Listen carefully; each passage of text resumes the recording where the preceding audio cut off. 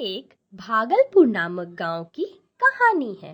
उस गांव में एक दिन कुछ लोग आपस में बात करते हुए बोलते हैं, भाई रामू, तुम जानते हो शहर जाते हुए जो जंगल रास्ते में पड़ती है, वहाँ रात में अजीब गरीब घटना घट रही है। अरे भाई, ये अजीब गरीब घटना का मतलब नहीं समझा मैं। खुल के बताओ यार। अरे भाई, उस जंगल के रास्ते में रात होते ही कोई चुड़ैल आ जाती है। अरे यार, तुम भी ना, ये साइंस के युग में भी तुम इन सब बातों पे विश्वास करते हो।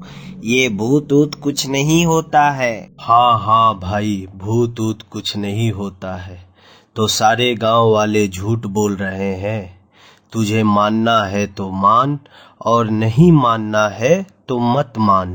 इतना बोलकर सब अपने अपने घर चले जाते हैं। रामू घर से बाहर जा ही रहा होता है, तभी उसके फोन की रिंग बजती है और वो फोन उठाता है। हेलो, हाँ कौन? अरे प्रीतम भाई, बोलिए बोलिए, क्या बात है?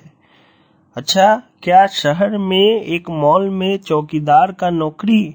हाँ, मैं करूँगा। अच्छा, आज ही शाम को आना है? हाँ, मैं तुझे शाम को आकर शहर में मिलता हूँ।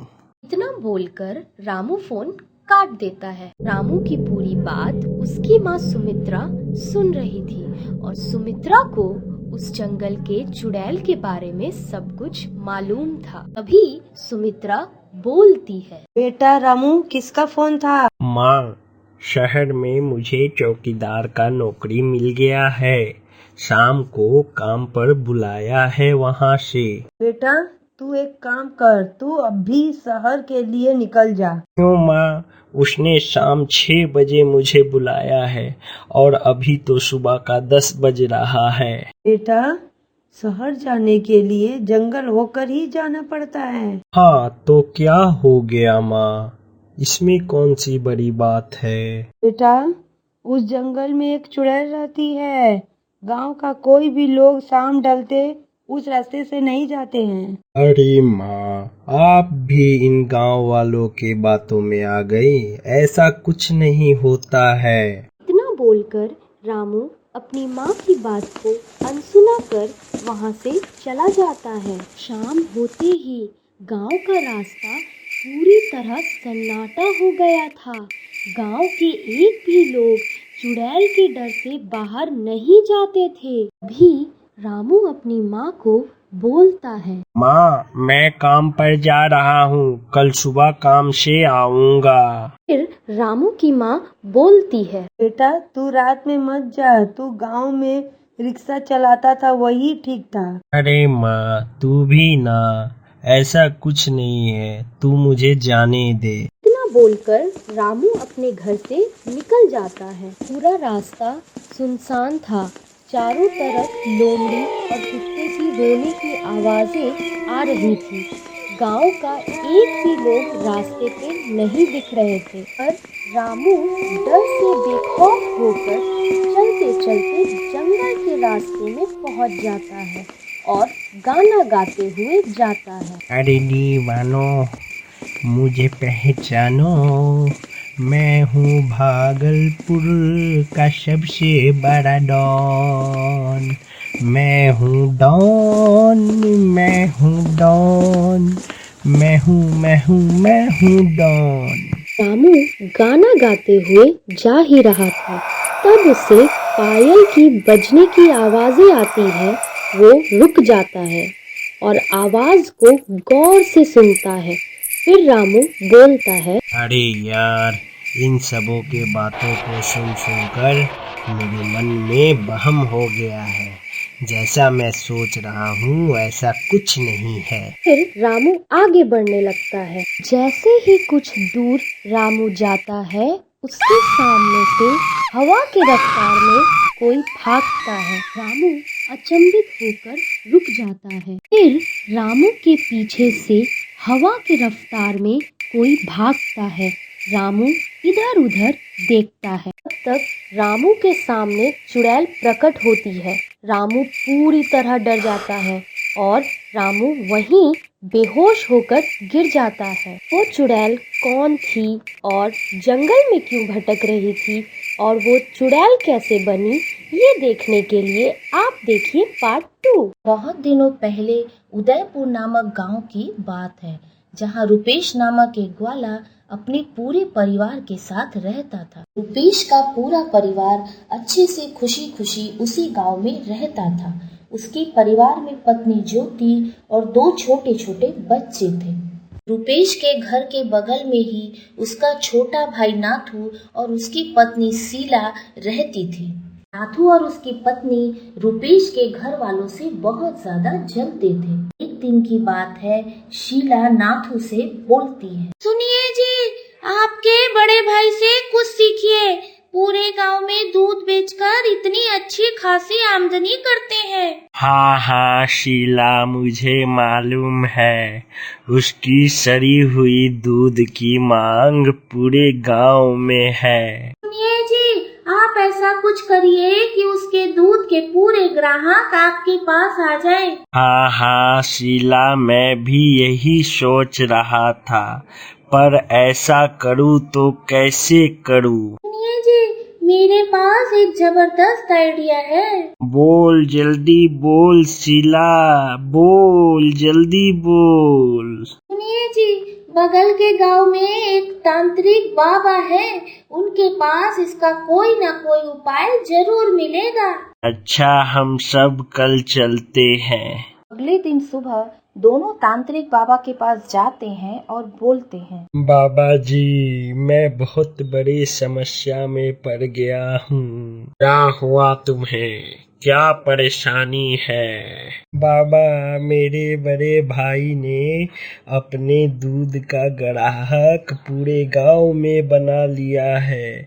यहाँ तक कि मेरे पूरे ग्राहक को भी उसने छीन लिया है। अब हमारा घर भी चलना मुश्किल हो रहा है। अब आप ही कुछ उपाय बताए बाबा। आक निरंजन फट फट स्वाहा, तुम थोड़ा भी चिंता मत करो बालक, तुम थोड़ा भी घबराओ मत। फिर बाबा ने नाथू को भभूत दिया और भभूत देते हुए बोला, सुन बेटा, ये एक चमत्कारी भभूत है। ये भभूत तू अपने भाई के सिर में डाल देना।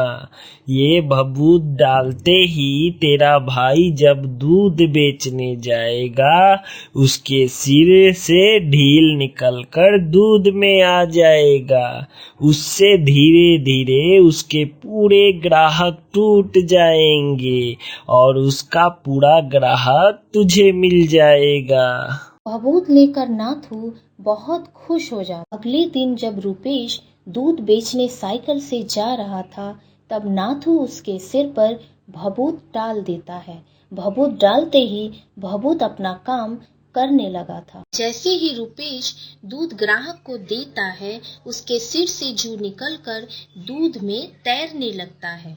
दूध में जू तैरते हुए देखकर उसके कई ग्राहक उससे दूध लेना बंद कर देते हैं। देखिए भाई साहब, हमें जुए वाली दूध नहीं पीनी है। आप कल से हमें दूध मत ला कर दीजिएगा। रुपेश के पूरे ग्राहक दूध लेना बंद कर देते हैं और दूसरी तरफ रुपेश के पूरे ग्राहक नाथू को मिल जाते हैं। रुपेश परेशान होकर अपनी पत्नी को बोलता है, क्या करूं, कुछ समझ नहीं आ रहा है। पूरे ग्राहक हमसे दूध लेना बंद कर दिए हैं। ये जुए सिर पे कहां से आ गए, मुझे समझ नहीं आ रहा। ये बात बोलकर रुपेश रोने लगता है।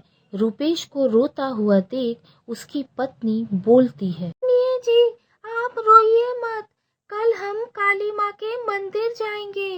काली माँ सब ठीक कर देंगी। अगले दिन दोनों काली माँ के मंदिर जाते हैं और दोनों हाथ जोड़कर काली माँ को प्रार्थना करते हैं। काली माँ के मंदिर के पुजारी रुपेश के सिर पर गंगा जल फेंकते हैं। गंगा जल फेंकते ही रुपेश के सिर के सारे जुए गायब हो जाते हैं। दूसरी तरफ पूरी जुए नाथू के सिर पर चले जाते हैं।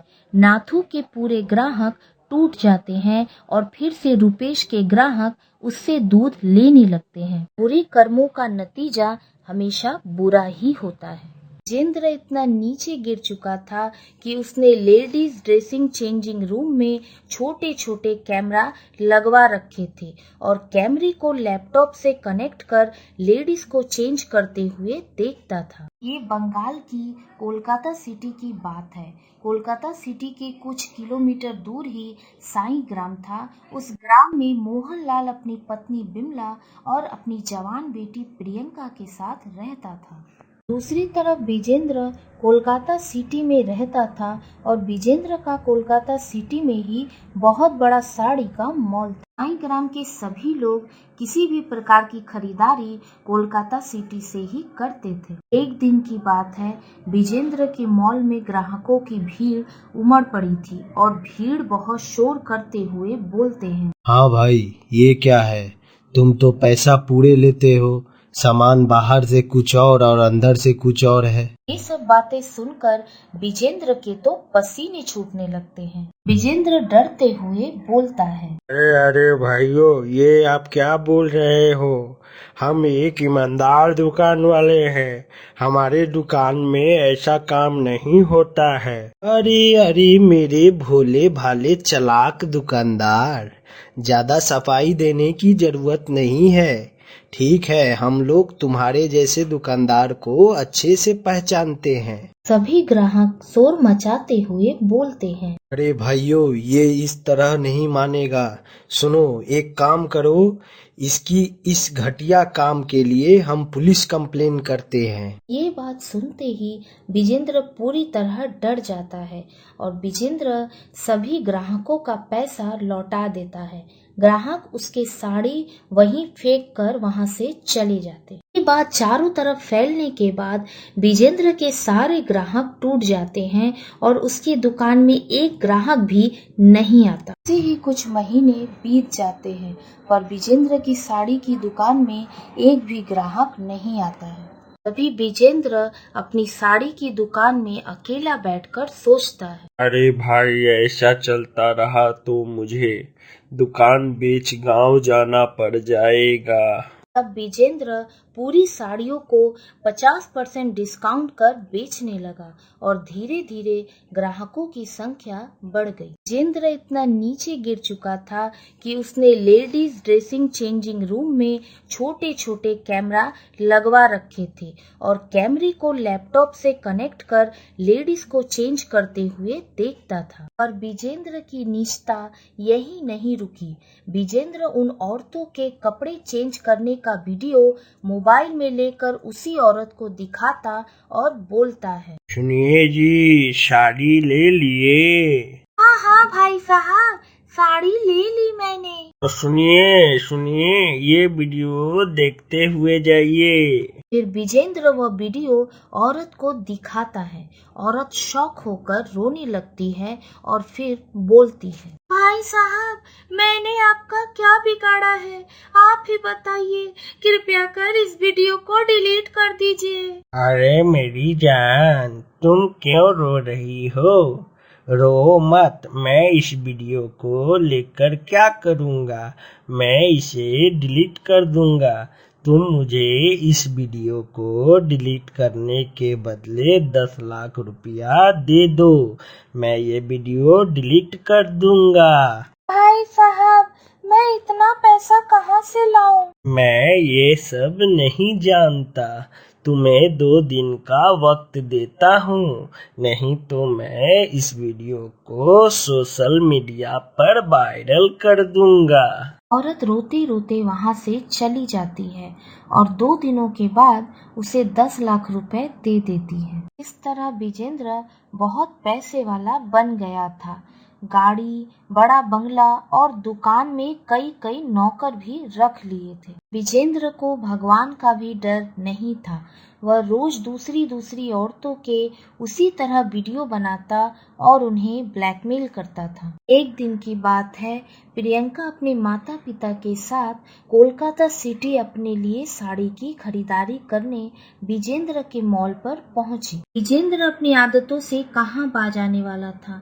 जैसे ही प्रियंका चेंजिंग रूम में कपड़ा चेंज करती है, तब विजेंद्र का गुप्त कैमरा उसकी पूरी वीडियो बना लेता है। जब प्रियंका खरीदारी कर अपने घर को जाती है, तभी विजेंद्र बोलता है, सुनिए बहन जी। हाँ बोलिए भाई साहब, क्या बात हो गई? थोड़ा ये वीडियो देख लीजिए। प्रियंका जैसे ही अपनी चेंज करने का वीडियो देखती है, वह रोने लगती है और वो लोग तब वहां से सीधे कोलकाता के लाल बाजार थाने में जाते हैं और विनीता नामक थानेदार को सारी बात बता देते हैं। अगले ही दिन विनीता साड़ी खरीदने उसी मॉल में जाती है। साड़ी खरीदने के बाद जब वो चेंज रूम में जाती है, तो विनीता इधर उधर देखती है। तब विनीता की नजर शीशे पे लगे कैमरे पर जाती है। विनीता शीशे में मारकर शीशे को तोड़कर कैमरा गिरा देती है और विजेंद्र को लेडीज की इज्जत से खेलने के जुर्म में आजीवन कारावास हो जाता है। अब विनीत जेल की काल कोठरी में सड़ रहा।